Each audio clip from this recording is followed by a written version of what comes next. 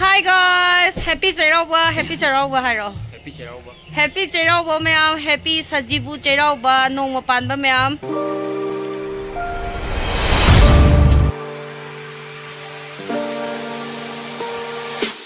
Akhoi koiba chatore, akhoi sedu silere. Sam nala sange, thaine gi heroine saraga. Mayam adudi akhoi koiba chatlukige. Ngasidi mayam blog adum hapcharake bako mayam kai da koiba chatnage haibado haibiro hoi lupa kun le se kun lai katpagi pochai da semba saba hore khoi mana lai katpagi pochai je kaino athem pot se ahum thokna sem doine bako athem pot aidi cha injang kari kara je lai naingdoga lemerenga gi semani duga jatra gi na haira khara kat kane bako adu sem saba lai gi sem saba du de khoi khara haiba watle dana du na khoi ma hoi khoi ma torani thong thak pana ina tau doine bako mayam adu ma chara. Good morning mayam, ngasidi Sajibu Cheiraoba gi pochai katle lining thone adagi ima lemeren sida bija ju katle jatra da ju katle sida leire mayam pumna mak Cheiraoba gi yaifa paujel pijari afaba ngakta oiminarsi khoi mana saidagi nongalakpadagi semjari chak thongba khotpa howradoine hojik pochai kaire thongba thakpa howrage duk loire bako candle di achoubanina loidri do kaino thongba thakpa thengrani hai aduna thongba thakpa hongnaba pochai di kaire. Hi guys, injang thongba je mayam utpa nangdre bako kaigino haibadi amna thugre bako ngasi je ai je pothin baju hana chal hodra bako adugi ngasi loimak thinba chatle bako aduduna ai je thabak se khara thure bako ado dum hojik hai thongba khata ngaire hai je thongba loraga dum lai katane bako pung baro mamangda katnabane na hona de leire hai thongba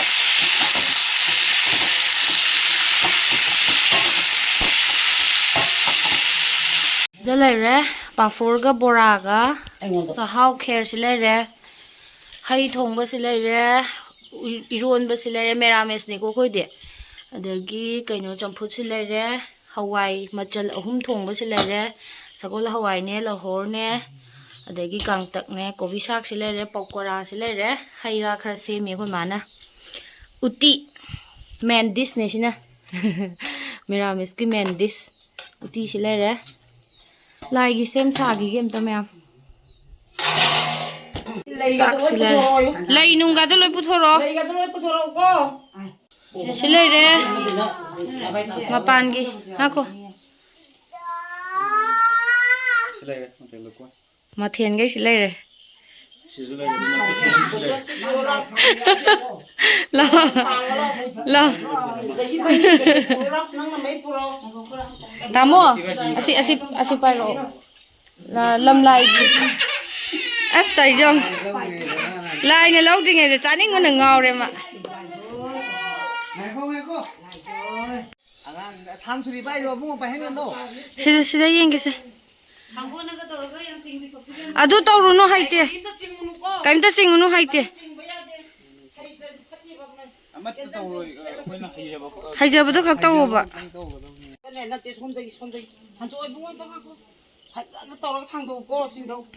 ani paraga singdong mafam ani do imana hando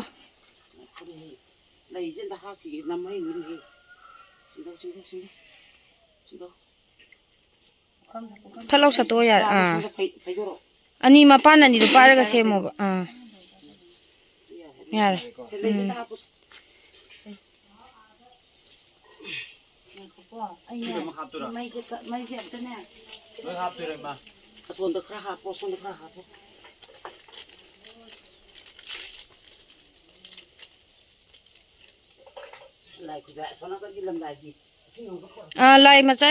lai macai lai khujai macha du chu poro aduduna ne hore wai duk tai dam to sem aduduna somda chingtha dawbane nang chingtharo somda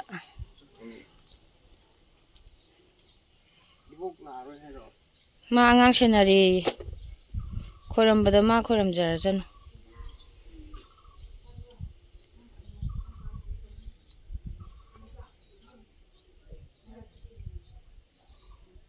ꯃꯄꯥꯟ ꯑꯅꯤꯗꯣ ꯄꯥꯏꯔ ꯆꯤꯡꯊꯧꯀꯣ ꯈꯔ ꯅꯦꯝꯅ ꯆꯤꯡꯊꯧ khitang ꯅꯦꯝꯊꯔꯛꯑꯣ ꯑꯗꯨꯃꯥꯏꯅ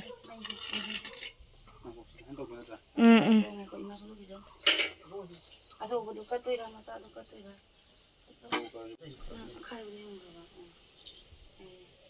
ꯁꯤꯒꯤ ꯂꯩ ꯆꯠꯆꯕ ꯁꯣꯟ ꯄꯨꯂꯞ ꯑꯣꯏꯅ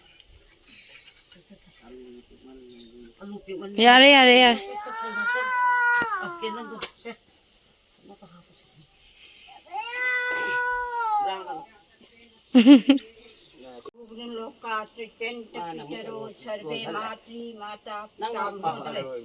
ꯄꯥꯔꯣ ꯄꯥꯔꯣ ꯃꯥꯏꯁꯨ ꯇꯧꯖꯁꯅꯨ ꯃꯥ ꯊꯣꯛꯄ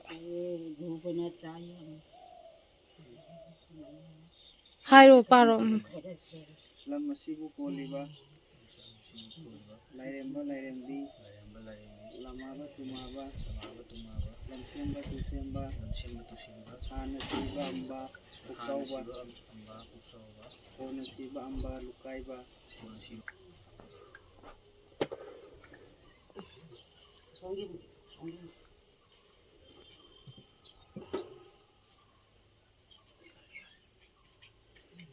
Bobo, dito sumana. Om Abrahma Bhuvna Loka Tripyanta Pitaro Sarve Matri Mata Pitam Hodoi. Apitukulo ko tinang. Maya datin ito Bhuvna Trayang Joy. Sidi det silok mo rin.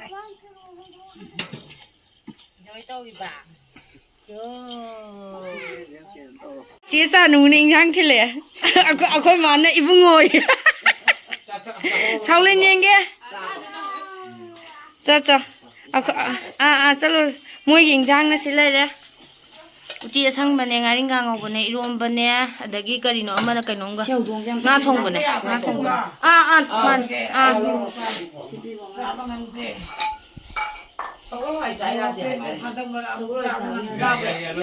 Hawaii di loi yaramganida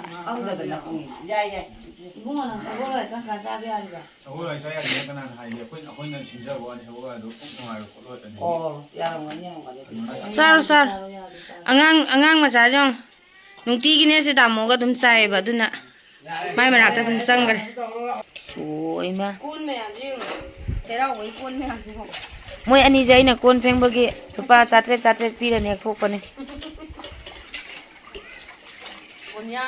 Ponyam je Cheiraoba gi ponyam je round ahun na su bagi last round ne dina Ushale pheng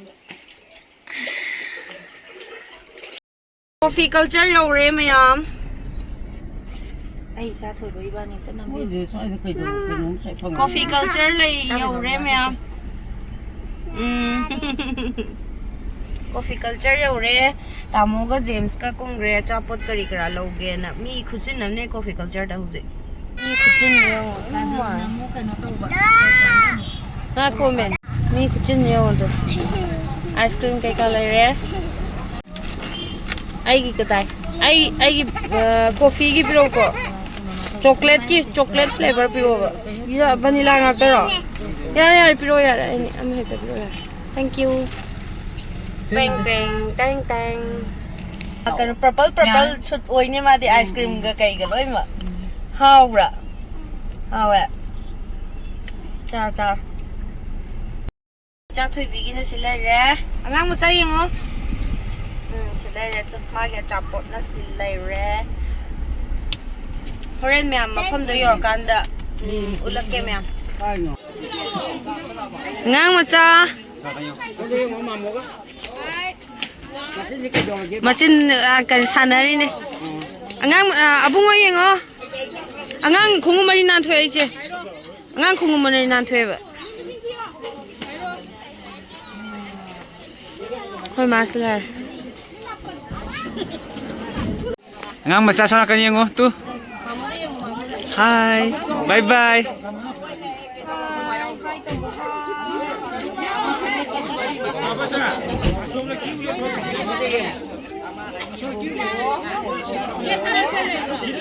Sange entry. Mana kali pak tu itu? Tu tu sih asal main lalu. Hoi hoi. Salon ni memang dah nampak ke ni?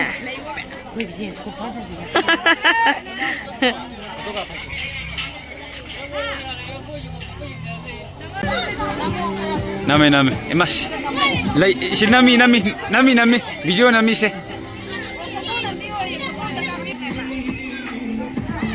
소미행 오네 이마. 거의 마. 미 그친지.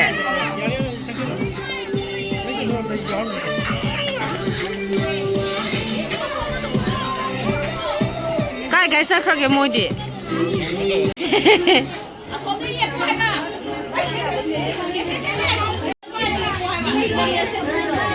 나가.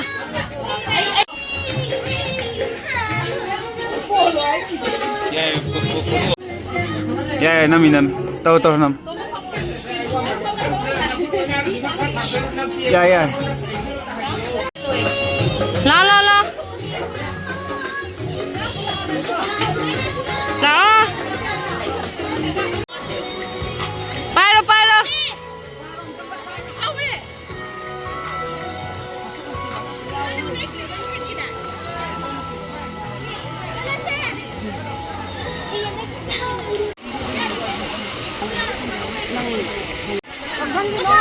난 토니 사나.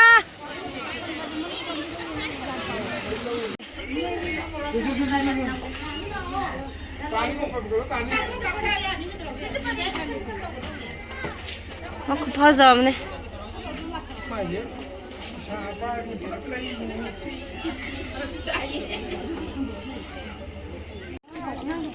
Kupasasi. 라라.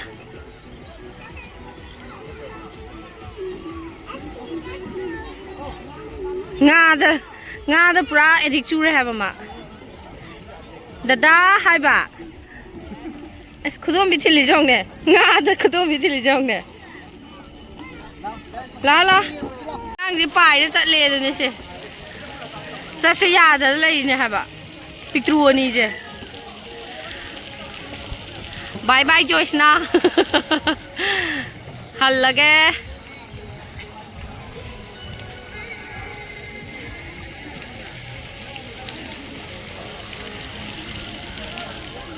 गाड़ी खुचिन my आउंगने लेंगे मनिंग the जो खुयाम हमने लेजे ना gate गाड़ी ngakta dalan ngakta du tawre as na it kini na phajare na light lilo mi pra deli ni orami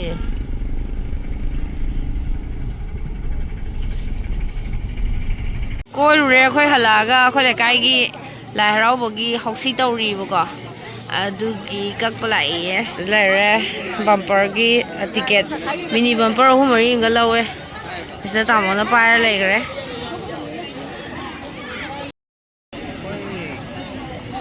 ticket हौसी कक्पा हौसी टिकेट लैरे बम्परगी अनीम लैरे मिनी बम्पर अहुम पायर Power lang.